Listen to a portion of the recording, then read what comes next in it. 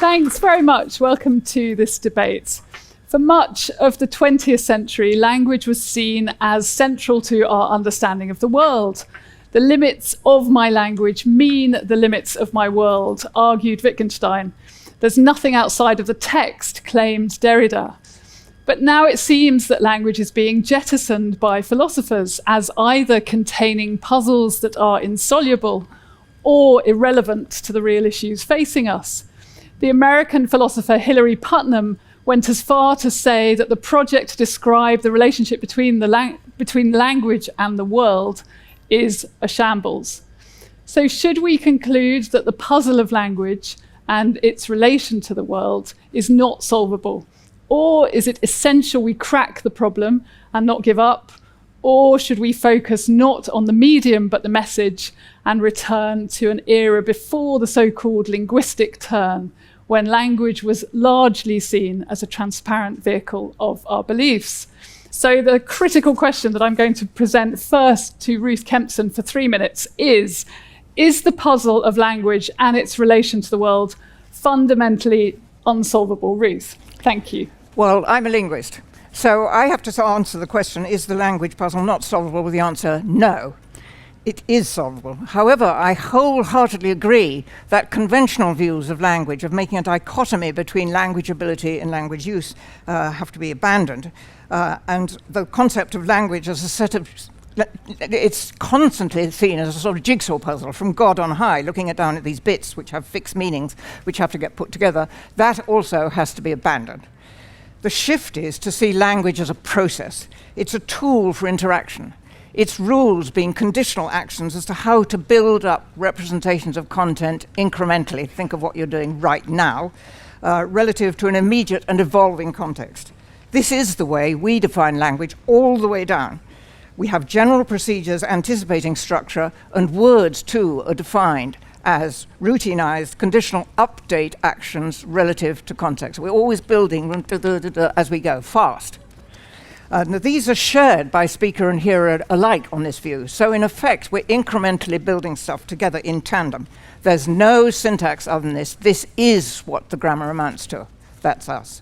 Now the consequence is that what others have seen as disfluences of conversation, we're all told by linguists conversations are full of errors, people don't know what they're doing, you can just ignore the mistakes. But once you shift to language as process, then in fact all these mechanisms that we have to confirm, to correct, to interrupt, they're all part of the tools for interaction which we can use in order to come to successful exchanges. So communication succeeds as long as the overlap we have in our underlying assumptions are sufficient for the purpose to hand. And if they're not, we can always query and clarify. But it's not always in harmony, but in virtue of me going blah, blah, you listening to the blah, blah, we are, in effect, interacting. Well, we hope so, with the questions and answers. And these interactive capacities, they're all an intrinsic part of what it means to have language as a processing tool. And so it follows that the correspondence, in answer to the question, the correspondence between language and the world has to be secondary. And moreover, it has to be approximate.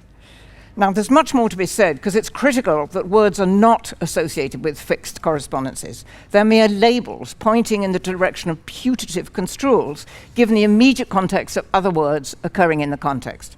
And that's what we need and what we think we can model. Now, I'm actually going to shift now and ask instead, how on earth could a linguist have got to this point? And the answer is that I was trying to do things for my friends who are pragmatists, and they wanted, I thought they needed, a model of how we actually build up structure to promote understanding in context. And I knew I couldn't do it on my own, so I turned to logicians and computationists. But the result of it was that we had this view of building up things incrementally. And one after another, all the puzzles which syntacticians or semanticists had fell into our laps, where for other frameworks, they all have to be stipulated with huge amounts of ad hoc and baroque structures. And so we decided it was a grammar adopted by both speakers and hearers. Now, if that is correct, as an assumption, it has the immediate consequence that we can interact, that the phenomena of conversational interaction comes as an immediate consequence. Because I can start off, and you can finish the sentence. You might want to disagree with me, but that's fine. I can start, and you can take over. Now, that is completely impossible to express in standard orthodox views of grammar. They just have to ignore it, and in fact, they do. But there's much more to say about the intrinsic non-determinism, and then I'm going to not do that, but I'm going to stop and say just this. In order to define language as a system of tools with flexibility to operate in an evolving context, which we're all doing all the time, then its concepts of process, underdeterminism, change, growth, those are the central underpinnings to explanation of not just what language is about, but what language is. And that's what we call dynamic syntax. Thanks very much, Ruth. That was brilliant as well. Yes, spot on. Thank you very much. Thank you. Yes, applause for that too. Thank you. And I'll now turn to Hilary Lawson with the same question, Hilary. So the question again is the puzzle of language and its relation to the world fundamentally unsolvable? Thank you. Well, I think if by a solution we mean that we might provide a map of how language relates to the world, I think the answer is no. I don't think it's possible to provide a map of how language relates to the world. And for a very straightforward reason, a reason that Wittgenstein identified right at the outset of the linguistic turn, which is that, and it's relatively easily expressed really, it's that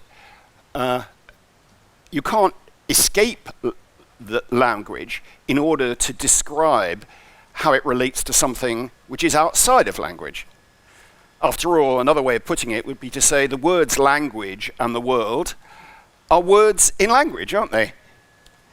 The word, the world, hasn't escaped from language. It doesn't somehow get at the world. It's a word in language. So you can't, from within language, say what the relationship is between language and something outside of it, because any account you give is going to be in the context of language. So he concluded we just can't say anything about that relationship. Now, I think one way of thinking about what's going on here is that to ask what is the relationship between language and the world is a bit like asking what's the relationship between cabbages and bicycles. Well, the best answer is there isn't a relationship, rather than to try and provide one, which is exceptionally tricky because there isn't one in the first place. And it seems to me that there isn't a relationship between language and the world in the sense that language is not describing the world. I agreed with much of the things that Ruth was saying, but I would actually go a bit further. I don't think that language is approximating to reality. I think it's got nothing to do with it. And the challenge for contemporary philosophy is not to describe the relationship between language and the world, but to account for how it is that even though language doesn't have anything to do with reality, or let's stick to the word world actually, doesn't have anything to do with the world, that nevertheless it is so powerful and it's able to seemingly describe things so precisely, and that we can share it to talk about what seems to be a shared reality. And that seems to me to be the central puzzle, and it's one I've spent a lot of time thinking about. And in an instantaneous sort of indication of the sort of answer that I'm going to offer to you, that I would say, instead of thinking of language as describing the world, think of language as holding the world as something. And by holding the world as something, we intervene on the basis of holding it like that.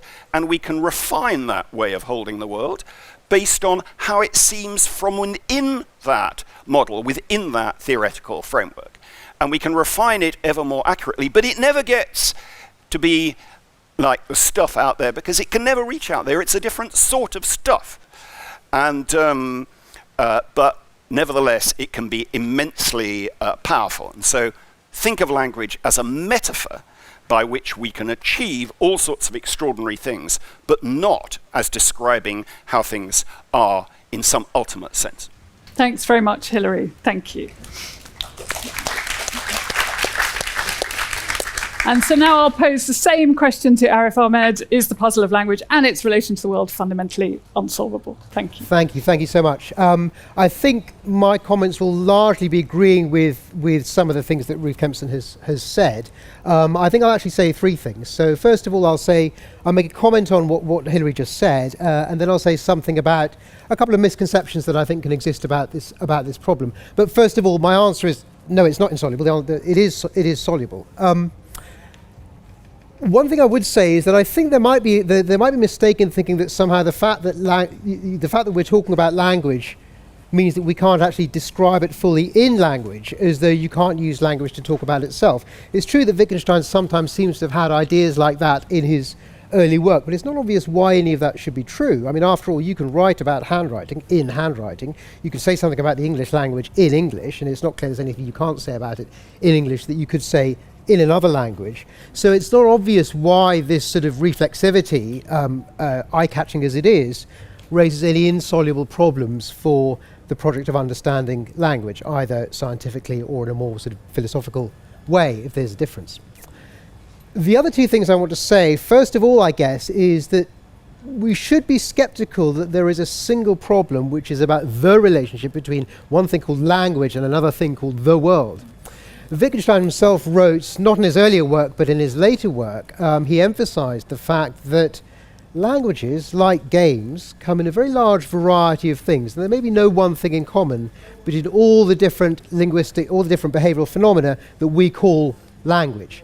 So if you just think in the case of words, if you think about words we use to describe people's mental states, words like conditionals or pronouns or words describing causation or the words for relations, all the variety of words that we have in our language, there's no particular reason to think that they should all function in the same way or that we can say anything very useful in general about how all of them work. Similarly, you might think there's no one relationship between language and the world, but rather there are many different relationships between this bit of language and this bit of the world, and that bit of language and that bit of the world. And we can say how these words are used, and this picks up on one of the things that Ruth Kempson emphasized, in a piecemeal way, which is nonetheless scientific. The third thing I want to say, I guess, is just to emphasize that, of course, language is like anything else. It's not magic. It's not some sort of metaphysical achievement. It's a natural phenomenon, and it grew out of natural phenomena. Animals have some things like languages, so animals have various cries that have evolved into language. We can see why language would exist simply from the fact that we need to be able to signal to each other in various situations, and some philosophers like David Lewis and others have seen languages arise from the sort of game theory type situations where you're trying to signal to someone else about something in a state of ignorance, or the other person's in a state of ignorance. That can explain a great deal about how language works, and what it illustrates more importantly is that language, just like everything else in the world, is a part of nature and should be studied as a part of nature and not as some additional metaphysical achievement that somehow achieves some kind of magic that we're incapable of understanding. Thank you. Thanks very much, Arif. Thank you. Thank you. To continue watching this video, click the link in the top left or in the description below. Or visit iai.tv for more debates and talks from the world's leading thinkers on today's biggest ideas.